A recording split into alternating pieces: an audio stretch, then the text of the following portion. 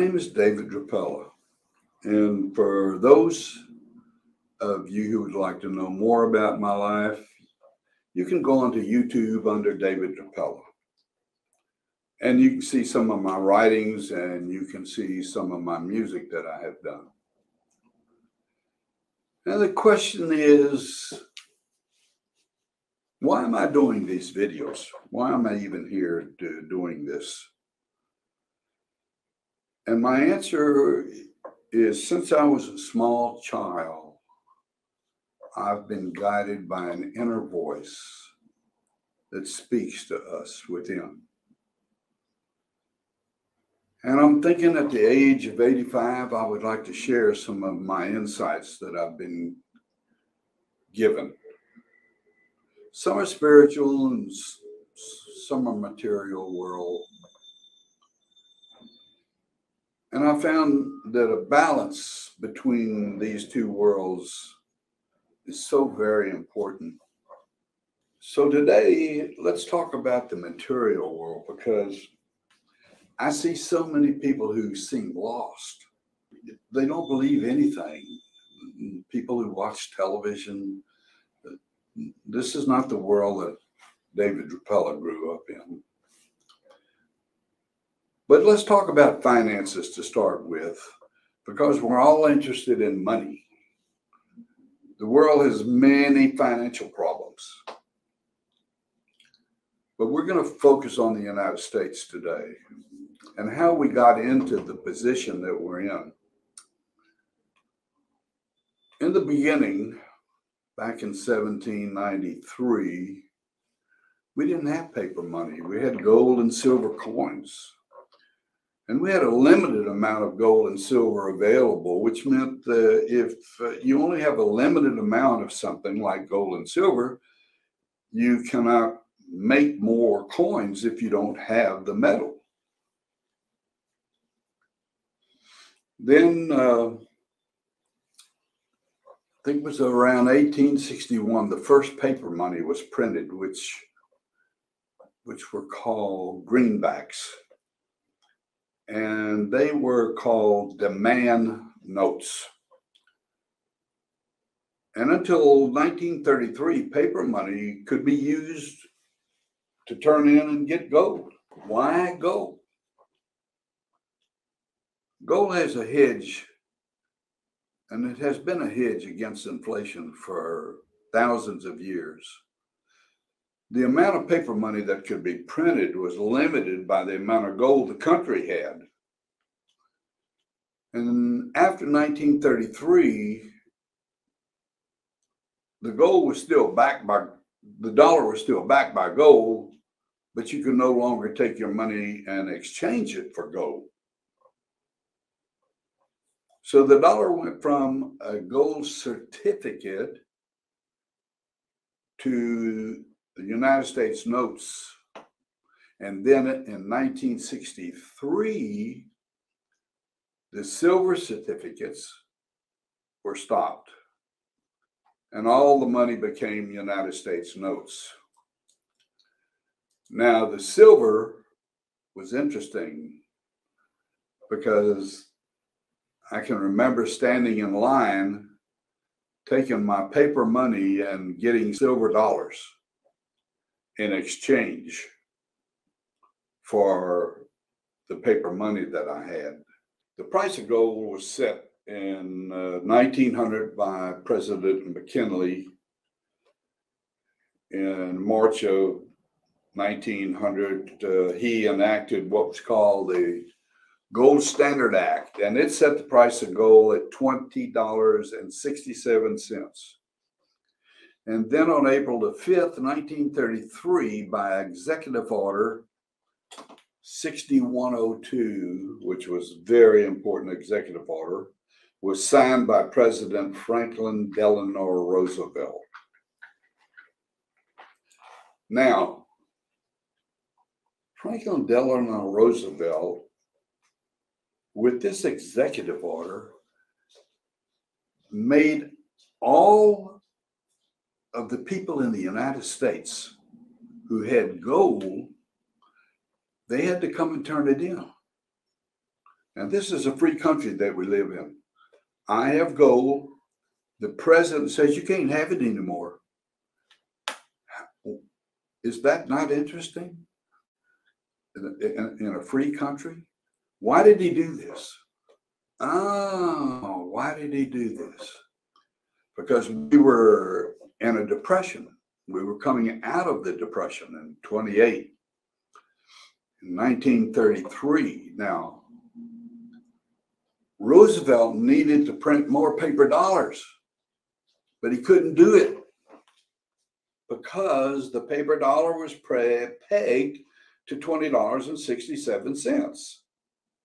So he's very intelligent, huh? If you don't turn your gold in, you're going to go to jail. It's jail time. Now, there were exceptions to that. There were gold numismatic coins that didn't have to be turned in. Coins basically before 1933 were still okay to hold, but anything after that, whether you had gold bullion or gold coins or gold bars, you had to turn them in, and if they caught you with them, you could go to prison. All this in a free country. How interesting. Okay, so let's go back to what happened. Okay, so all the people turned their gold in for $20.67.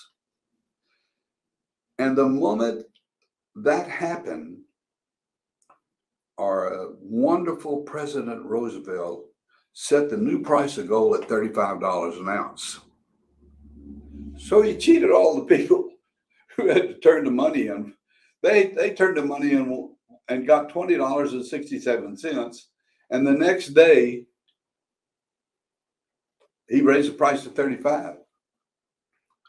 We're still in the Depression in 33, and by Roosevelt changing the price of gold to $35, he could print new money. He could turn the printing press on. This is where most of our social programs that we have here in the United States today started. Social Security, August the 14th, 1935. All of these programs, because he had the money. He's helping us to move out of the Depression. Then, in 1974, President Ford signed a bill for the first time in 40 years to allow Americans to own gold. 40 years later. Can you imagine, again, if you think about it, living in a country where the government tells you you cannot have gold? And 40 years goes by before President Ford allows us to have gold. Then the next thing that happened was a big deal. So here's what happened. That went along pretty good for a little while, okay? But they started printing, they needed more money. So what did they do? Well, the next August of 1971, this guy, President Nixon, he comes on and he gives a speech and he says, okay, the dollar is no longer back. Temporarily, if you read the law, temporarily, we're taking the gold backing off the dollar. So now, some of the other countries, they're going like, oh, wait a minute. It's taking the gold back off the dollars.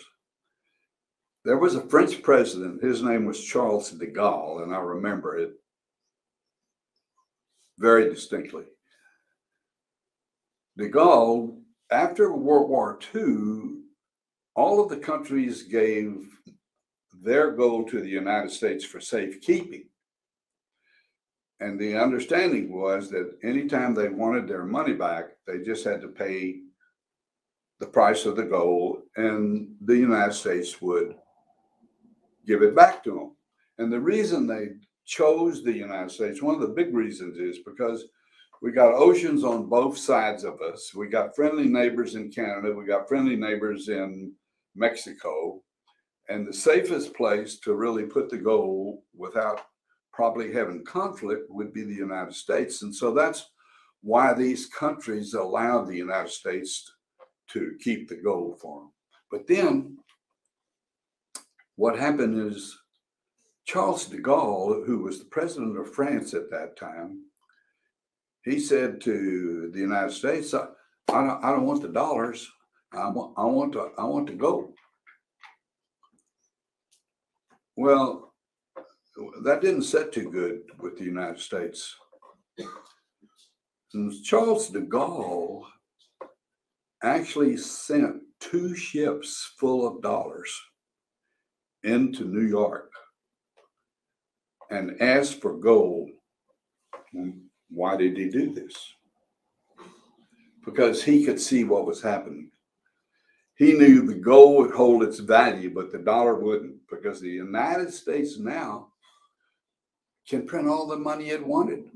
And the dollar became uncontrolled by anything. You just print the money. And so these are interesting things that we can talk about. And in my next video, I'll continue on giving you a little bit more history, and then what can we do to protect ourselves today. Thanks for listening. See you tomorrow.